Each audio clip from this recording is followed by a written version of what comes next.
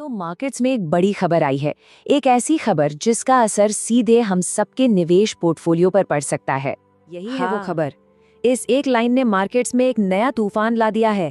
ये एक ऐसी घटना है जिसमें पूरी दुनिया की इकोनॉमी को हिलाने का दम है। ये सिर्फ एक मिलिट्री एक्शन की खबर नहीं है, ये एक जियोपॉलिटिकल फ्लैश पॉइंट है। मतलब एक ऐसा टर्निंग पॉइंट जहां से मार्केट का पूरा रुख बदल सकता है। सबसे बड़ा सवाल यही उठता है कि जब ऐसा कुछ होता है तो पैसा जाता कहाँ है, कौन सी चीजें महंगी होती है और क्या सस्ता होता है। चलिए इसी को समझने के लिए हम एक्सपर्ट अनुज गुप्ता की एनालिसिस देखते हैं। वो बताते हैं कि कैसे एक सिंगल इवेंट बिल्कुल डोमिनो इफेक्ट की तरह एक पूरा चेन रिएक्शन शुरू कर देता है। अब ये चेन रिएक्शन का लॉजिक बड़ा इंटरेस्टिंग है। देखिए काम कैसे करता है। सबसे पहले एक ट्रिगर होता है, मतलब ये अटैक। फिर इस अटैक से मार्केट में अनसर्टेनिटी यानी अनिश्चितता पैदा होती है, खास करके ऑयल की कीमतों को लेकर।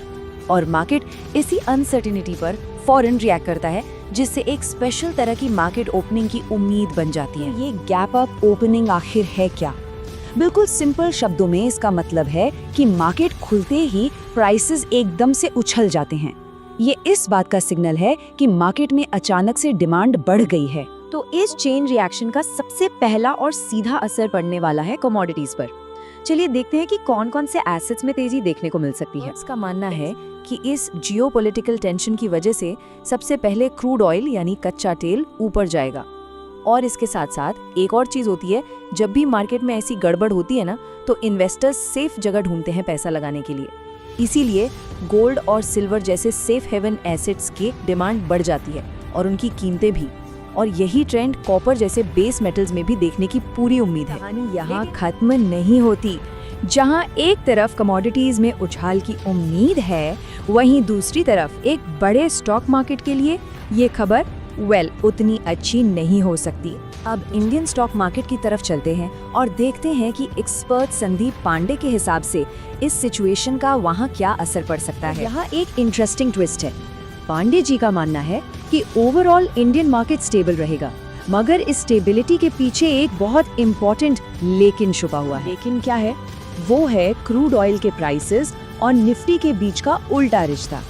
देखिए, भारत अपनी जरूरत का बहुत बड़ा हिस्सा ऑयल इंपोर्ट करता है, तो जाहिर है जब क्रूड ऑयल महंगा होगा तो कंपनियों की कॉस्ट बढ़ेगी, महंगाई का डर बढ़ेगा और इसका सीधा नेगेटिव असर स्टॉक मार्केट पर पड़ेगा। साफ है, हो सकता है पूरा मार्केट स्टेबल रहे, लेकिन जो ऑयल से जुड़े स्टॉक्स हैं उन पर सीधा नेगेटिव प्रेशर आने का खतरा है। क्यों? क्योंकि बढ़ती कीमतें सीधे उनके प्रॉफिट मार्जिन को हिट करती हैं। इतने सारे एनालिसिस के बाद एक इन्वेस्टर के लिए इसका क्या मतलब निकलता है? सबसे इम्पोर्टेंट टेक अवे क्या है? में इतनी अनसर्टेनिटी हो तो अक्सर सबसे बेस्ट स्ट्रैटेजी सबसे सिंपल ही होती है। इस पूरी एनालिसिस का निचोड़ है मार्केट के शॉर्ट टर्म उतार चढ़ाव को देखकर घबराना और अपने लॉन्ग टर्म इन्वेस्टमेंट गोल से भटक जाना एक बहुत बड़ी गलती हो सकती है। एडवाइस बिल्कुल क्लियर है, अपनी सिस्टमैटिक इन्वेस्टमेंट प्लान यानी SIP को जारी रखा जाए। पूरा एनालिसिस हमें एक बड़े सवाल पर लाकर छोड़ देता है।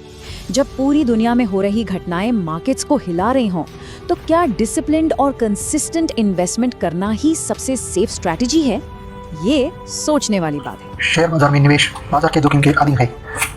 मैं कोई सेबी पंजीकृत रिसर्च एनालिस्ट नहीं हूँ। मेरी तरफ से मैं बेस्ट जानकारी प्रोवाइड करने का पूरा प्रयास करता हूँ, और शेयर मार्केट में कोई भी ट्रेडिंग या निवेश का सिस्टम 100% परफेक्ट नहीं होता है।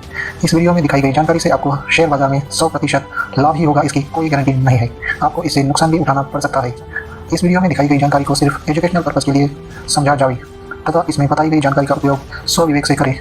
मैं इस वीडियो का निर्माता किसी भी नुकसान के लिए उत्तरदायी नहीं हूँ। Thank you.